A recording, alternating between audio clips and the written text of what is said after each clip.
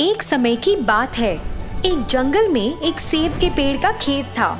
वहाँ बहुत ही स्वादिष्ट और सुंदर सेब उगते थे।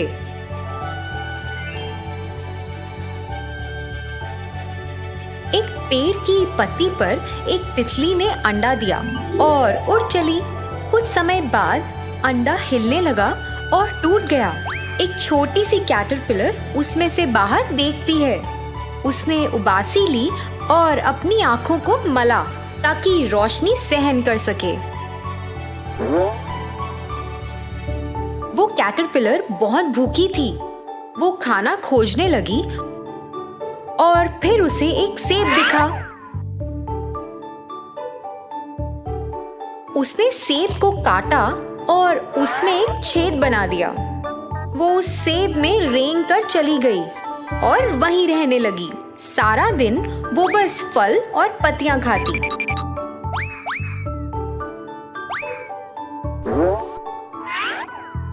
और जैसे ही सूरज ढल जाता वो थक जाती और उसे नींद आ जाती। नींद में ही उसने पत्तियों के सहारे अपना बिस्तर जमाया। फिर ऐसे ही वो उस बिस्तर पर गई, अपने पैर रखे और आंखें बंद कर ली। झट उसे नींद भी आ गई। जैसे ही वो गहरी नींद में सोने लगी ही थी कि उसे क्रिक क्रिक क्रिक की आवाज सुनाई दी। पहले तो आवाज धीमी थी मगर धीरे धीरे बढ़ने लगी। कैटरपिलर बहुत तंग आ गई और उसने अपने कान ढक लिए। कैटरपिलर उठी और अपने फल के बाहर देखने आई कि आवाज कहाँ से आ रही है। बाहर आकर उसने देखा कि आसपास और भी कैटरपिलर उस आवाज की तलाश कर रहे हैं। आवाज तो हर जगह से आ रही थी मगर उसे समझ ही नहीं आया कि ये कौन कर रहा है और कहाँ से। कैटरपिलर ने जमीन की ओर देखा और वहाँ एक झिंगूर ये आवाज निकाल रहा था, क्रिक क्रिक क्रिक। झिंगूर को देखने के बाद कैटरपिलर को उस आवाज का राज समझ आया। कैटरपिलर ने इंतजार किया कि कब वो आवाज निकलना बंद करेगा मगर झिंगूर तो रुका ही नहीं। कैटरपिलर ने सोने की बहुत कोशिश की मगर सो ना पाई।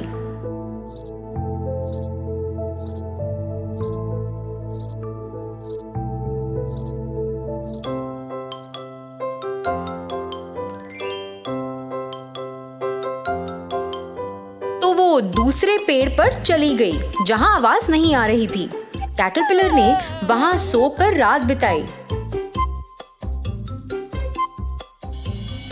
और फिर अगली सुबह वो रोज की तरह खा रही थी।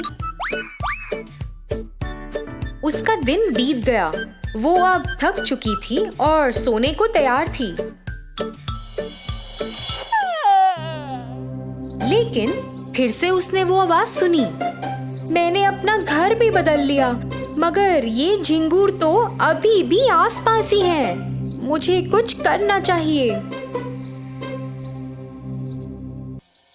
वो अपने सेब से बाहर आई और दूसरे कैटरपिलर के पास गई। उसने उन्हें समस्या के बारे में बताया और हल भी दिया। सबने उसकी बात मानी और पत्तियां तोड़ने लग गए। उन्होंने सारी पत्तियों को सीटी के आकार में रोल किया। फिर उसमें से जोर से आवाजें निकालने लगे। उसकी आवाज झिंगूरों की आवाज से भी बहुत तेज थी। सभी झिंगूर वो आवाज सुनकर उठ गए और हैरान हो गए और फिर उन्होंने शोर मचाना बंद कर दिया। तुमने देखा, मेरी योजना काम आई। ये झिंगूर सही में चुप हो गए हैं। सभी कैटरपिलर बहुत खुश थे कि झिंगूरों ने अपनी आवाज निकालना बंद कर दिया है और सब ने सोने की कोशिश की। पर जब कैटरपिलर सोने गए, झिंगूर भी सोने गए और खुद ब खुद फिर से आवाज शुरू हो गई। जब झिंगूरों ने शोर मचाना शुरू कर दिया, कैटरपिलर वापस उठ गए। यही सब दोबारा शुरू हो गया।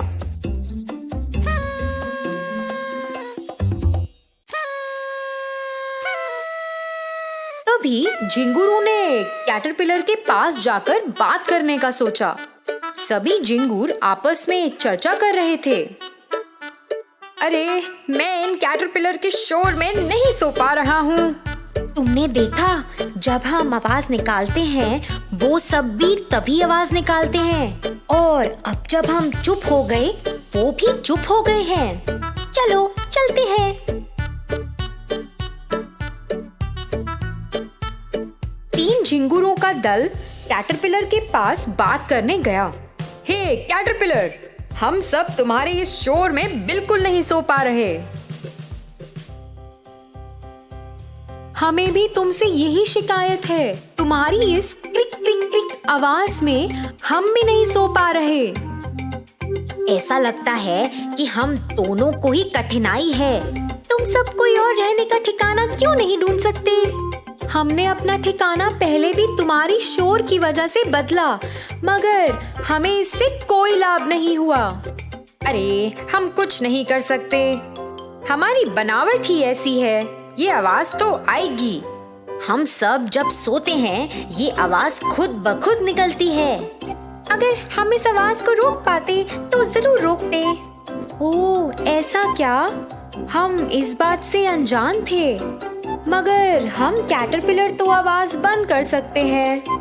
क्योंकि तुम सब अपना ठिकाना पहले भी बदल चुके हो, हम तुम्हें और परेशान नहीं करेंगे। हम झिंगुर अपने रहने के लिए नया ठिकाना ढूंढ लेंगे। हाँ हाँ, ये सही उपाय है। मैं हमारे बाकी झिंगुर दोस्तों को जाकर बोलता हूँ। हमारी समस्या को समझने के लिए शुक्रिया। तुमने एक समझदार उपाय दिया है और ये हम दोनों के लिए अच्छा है। तो बच्चों, इस कहानी से हमें क्या सीख मिलती है? समस्या चाहे कितनी भी बड़ी हो, थोड़ी सी समझदारी और वार्तालाप से उसका हल जरूर निकल आता है। धन्यवाद।